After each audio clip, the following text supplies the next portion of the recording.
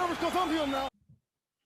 Hey guys, welcome into another episode of 410 Sports Talk. James Haskell, along with my co-host Glenn Martin. We realize we're a little late to the party when it comes to this news, but we know that there's been some updates in the Ravens side of things when it comes to COVID and new players testing positive and new details about the outbreak. So I'm gonna have Glenn. Glenn, we'll have you go over the list, and then we'll talk about some potential repercussions. And then we'll get into the players, the positional groups that it will affect. So off the top, what's the most important name on this list here, Glenn? Unfortunately, quarterback Lamar Jackson has been placed on the reserved COVID-19 list, making it now 10 players long. I can give you some other names. Obviously, the initial reports on Monday came out that running back Mark Ingram, as well as running back J.K. Dobbins and defensive tackle Brandon Williams were all added to the list. Then Tuesday, Pernell McPhee, linebacker, was added to the list. And then Wednesday, we had defensive end Calais Campbell, guard, center, and tackle Patrick McCarry, and guard center Matt Skura, as well as outside linebacker or defensive end Jihad Ward is also on the COVID list. So that list keeps growing daily. But obviously the big name on the list is, of course, quarterback Lamar Jackson. The most indispensable and unreplaceable position on the football field is quarterback. And boy, it's gonna be tough playing these next two without him, huh? Yeah, absolutely. That's going to be huge. So let's get right into that then. I mean, it looks like, and of course, just so you guys remember, McSorley is also on this list. So now, naturally, RG3, who would have been, the starter anyway, even if McSorley wasn't on the list, is going to be the starter, presumably. But Tyler Huntley. Hold on. Before we get into who's going to play and who's not, sure. I know you have some details on possible penalties as well as exactly. Right. So, some details have been fleshed out about the genesis of the outbreak, if you will. That's strength and conditioning coach. Is it Sean Saunders? Steve. That's his name. Steve Saunders. There you go. The big guy that always is on the sidelines. You can't miss him. His biceps are like 23 inches. So he's the big guy. Apparently he wasn't wearing the tracking device accurately and consistently, and wasn't wearing the mask consistently. And I also think they did that based on contract tracing. And it's interesting that some of the first names on the list, of course, Brandon Williams, who he's probably working closely with based on the fact that he's injured. Also Calais Campbell, who's probably working closely with because he's injured. So he has been internally disciplined by the team, which the Ravens are hoping will lessen their penalty. Now, there has been precedents for breaking protocol 2 times in the NFL, 1 time this year with the Raiders, who the precedent that's been set there is a 6th-round draft pick. They were taken away. They were punished. The removal of a 6th-round draft pick in the coming draft, and then of course the Tennessee Titans with a $350,000 fine. I honestly think that based on the volume of the outbreak, for us, at minimum, it will be both at this point. I wouldn't expect anything less. Now, there's a lot of momentum, around, more than anything, by fans that the Ravens will have to forfeit. They should have to forfeit the rights to this game. Now, there's a couple things to keep in mind. One, if you forfeit this game, it opens a whole can of worms as far as money goes, because players need to get paid. They need to get their game check, right? So if you pay them a game check without making revenue off that game, owners don't want to do that. Owners want the game played, right? The NFL wants the game played. They don't want to open that can of worms of having to pay players and not getting their money, right? So while there's a lot of momentum around that, once again, I've been using this word a lot, but it's all about precedence. There's no precedence around forfeiture of a game, and I don't see it happening because of that and because of the money situation I don't think the NFL wants to get into. Ian Rappaport mentioned that it's not about who can play. It's about containing the virus and feeling safe on Sunday. As long as they can field the team, the game will be had. Yeah. And then, I mean, I'm happy about that. I would hate to see a forfeiture of a game because, as we know, this is the league of any given Sunday. So I don't care who's out there. There's still that chance that the Ravens could get the win, even if they are forced to play with a lot of reserve players, and even some guys that they're just signed off the streets. But I think they still got to play the game, and I'm looking forward to it. But Yeah, so let's start getting I'm into glad some. you're looking forward to it. Well, I mean, I always like to see my boys suit up, and you never know what can happen. I think we all could look back last week 17 when we had a handful of key starters out against the Steelers and still were able to get that win. Now they didn't have Big Ben under center, of course, and that's a big difference. But I wouldn't say that this is an impossible feat. So let's get into some of the ramifications of these players and who may have to be thrust into a more prominent or starting role because of it. And the one place I want to start is the offensive line, Jimmy, because this is an area where I look at could be the biggest area of concern when you see Patrick McCarry and Matt Skura both on the list. I mean, when's the last time we've seen a guy not named McCarry or Skura snapping the ball in Baltimore? It's been quite some time. So let's start there and let's see if we can put together a offensive line that could perform this Sunday. What do you think? I guess the tackles are pretty much obvious, right? Orlando Brown's going to be at left tackle, and DJ Fluker will be at right tackle for this game, It, right? Yeah, I mean, I think that's pretty sure. I don't think while people have been really critical of Fluker's performance at right tackle, I don't think it's feasible to say, hey, Tyree Phillips, come off of injury and play your first NFL game at tackle, right? Like, come off of injury and then as an inexperienced player in general, only his 6-year football in his life to stick him out there tackle while, we know he did TJ that in Watt and Bud college. Dupree.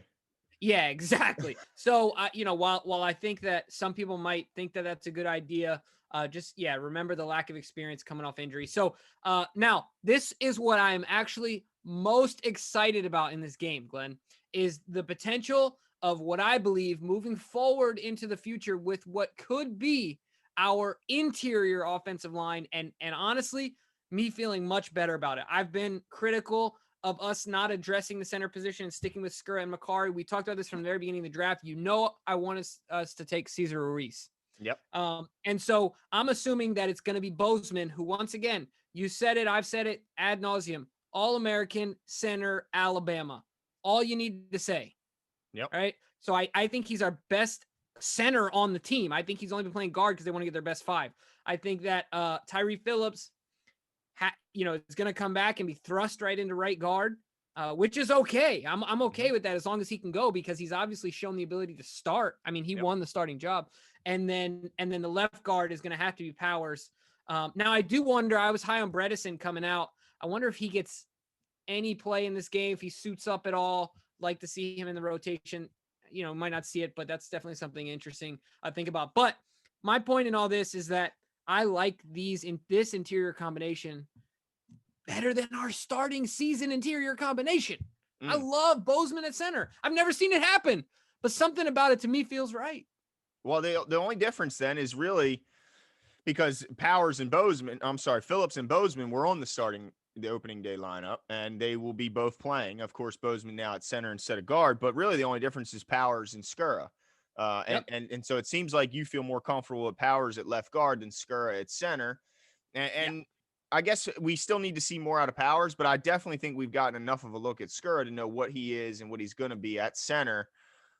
Even though I do think with a full off season of health, he could, develop some more strength and stuff like that. But, he's not going to all of a sudden become a totally different guy. So we know what we had at center. And I do agree. I think Bozeman could be an upgrade, certainly.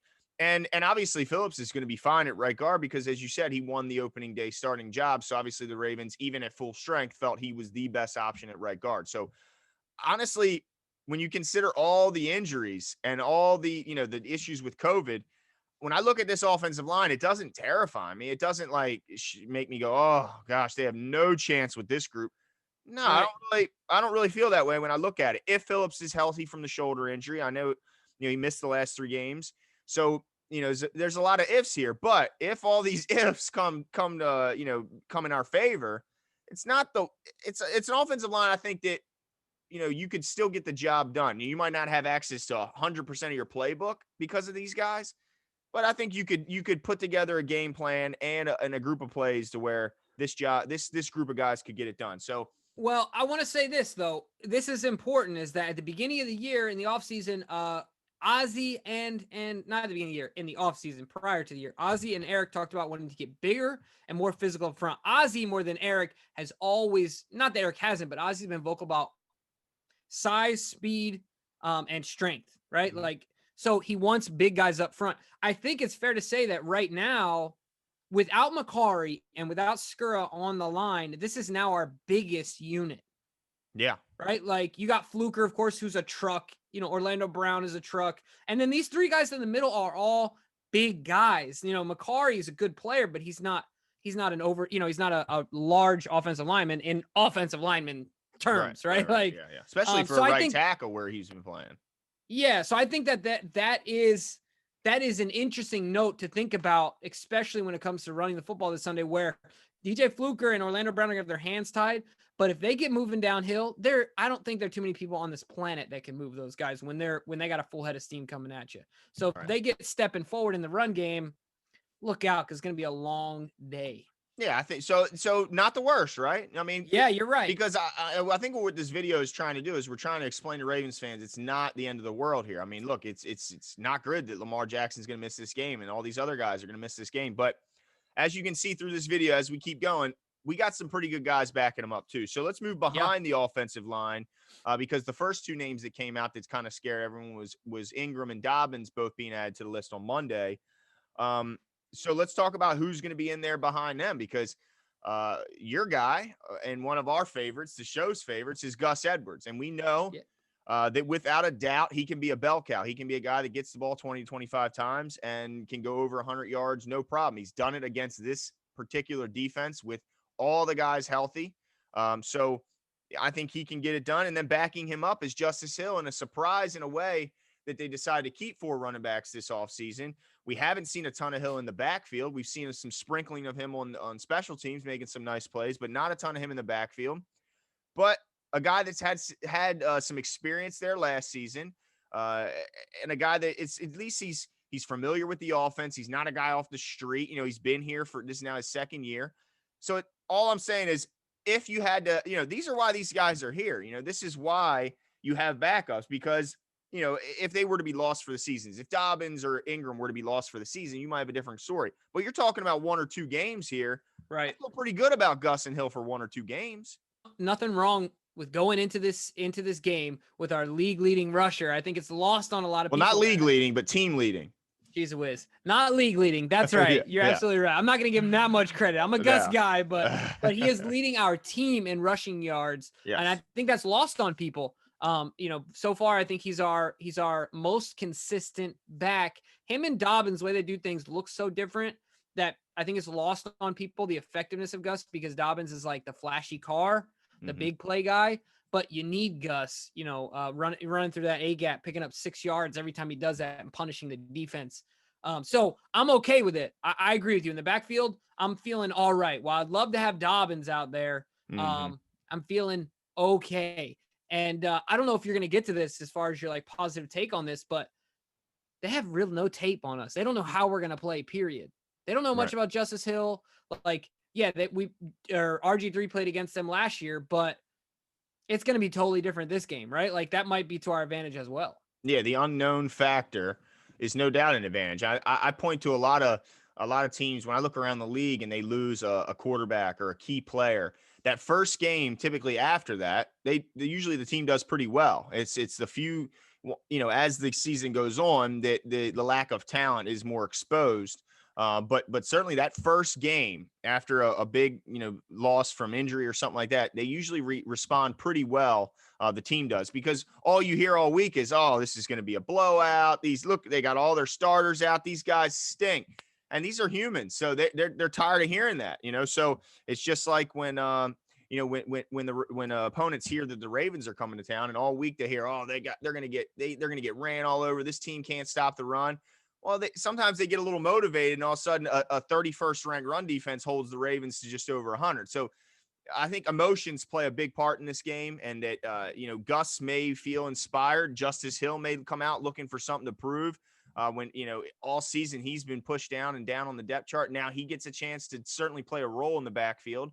We don't know the extent of that role, but he'll certainly play a role. And then let's go to quarterback, because I think there's a lot of people unsure about how they're going to handle this. I think it's pretty easy from my point of view. Lamar Jackson's forcing to miss this game. To me, it's a no-brainer. You go to RG3 as the backup. This is why he's here.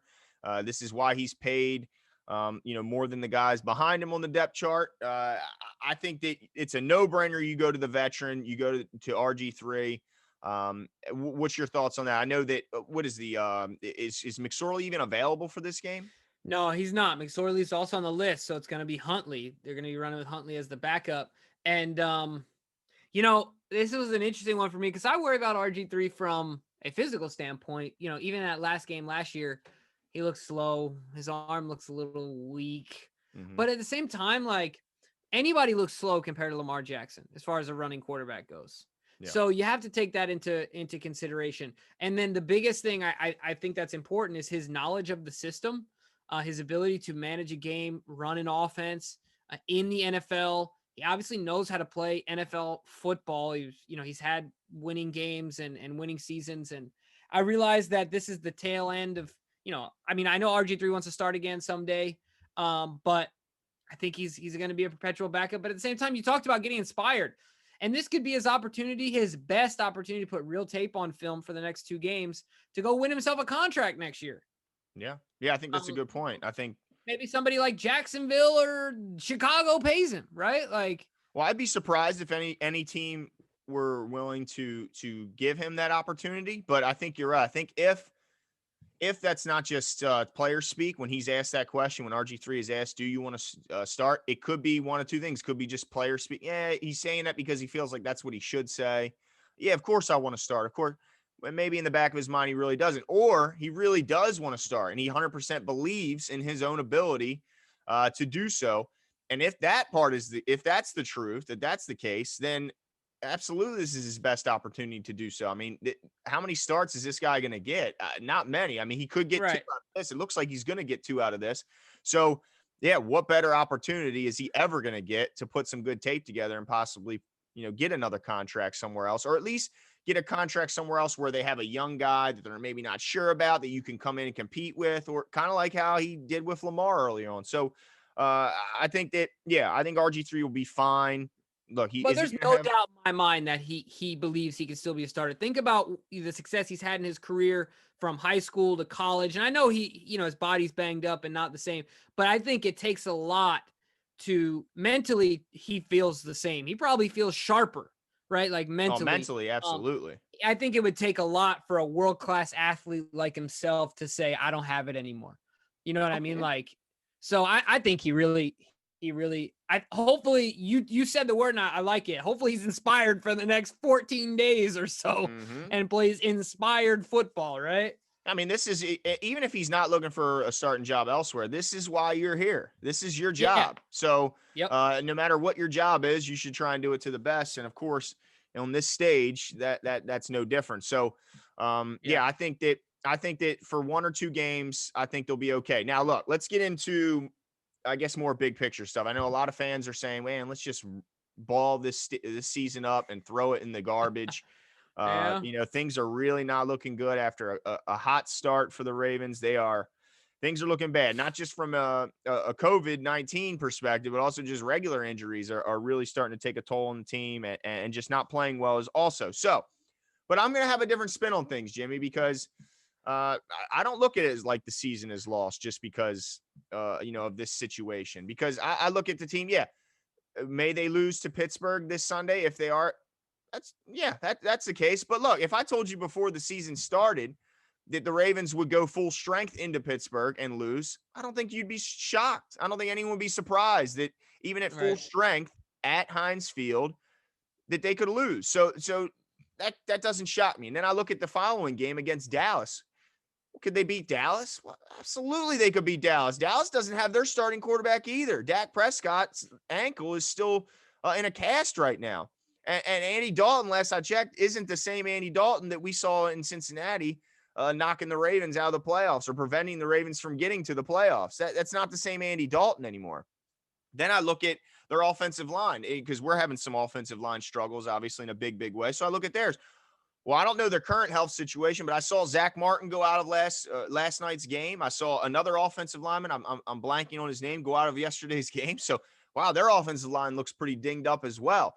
Then I look on the other side of the field and I see their defense. Not world beaters. They were the worst defense in the league as of 3 weeks ago. I don't know. I think they've put on some decent performances here and there. So maybe they've scratched and clawed their way out of the dead last spot. But they're one of the worst defenses in the league. No doubt about that. Then I look at yesterday's game. They got their doors blown off by the Washington football team. And I don't think anyone's on here going to argue with us that Washington's not that good. By the way, they're without their number 1 and number 2 quarterbacks. I mean, Alex Smith, if they were all healthy, he may end up winning the job regardless, but that's beside the point. They're not a great football team, and they destroyed the Dallas Cowboys. So do I think we could beat them with RG3 at quarterback? Yeah, I do. I think they could easily beat Dallas. Then I look at their next. Could they beat Cleveland? At this point, Lamar is likely to be back. So, yeah, I think they could beat Cleveland. And then Jacksonville. And not only – go ahead. Oh, sorry. And think about that Cleveland game. Not only is Lamar going to be back, I'm sure by the Cleveland game, I feel good about the possibility of Brandon Williams being back, of Calais Campbell being back, of hopefully Jimmy continues to mend his wounds, of Ingram and Dobbins being back. All of them. Exactly. So I expect us to be, by that Cleveland game, I expect us to be as close to fully loaded as you can be that late in the season, as close to fully healthy as you can be that late in the season. So to me, I feel like the way you're pitching it is like, if we can split these games, obviously I want to beat Pittsburgh, but if we can split these games, stay above water by beating the Cowboys. I agree with you. It's Jacksonville, Giants, and Cincy, the last 3, right? And Cincy just lost their quarterback. Right. Yeah, they have no one. I mean, they're terrible. But it all comes down to that Browns game. It's going to be a big fun game one, because that's a game. That's a team that we're competing for the wild card positions with. And then, Jacksonville, they want to lose. Cincinnati, they're dropping like flies. They trade Dunlap to the Seattle Seahawks. So for a bag of rocks, dude. Yeah, they're giving up. I mean, so yeah, I look at a bunch of winnable games down the stretch. The last 5 games are very, very winnable.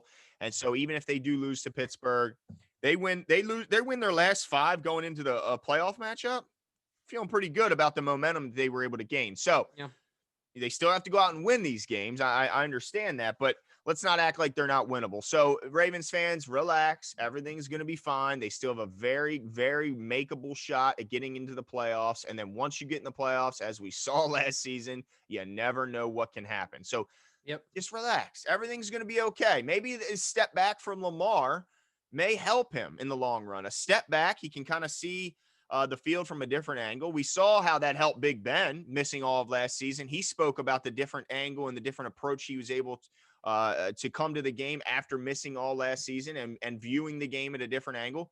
Maybe that'll help Lamar. I mean, I just think that there are some positives that could come from this, and it's not all doom and gloom. The season's over.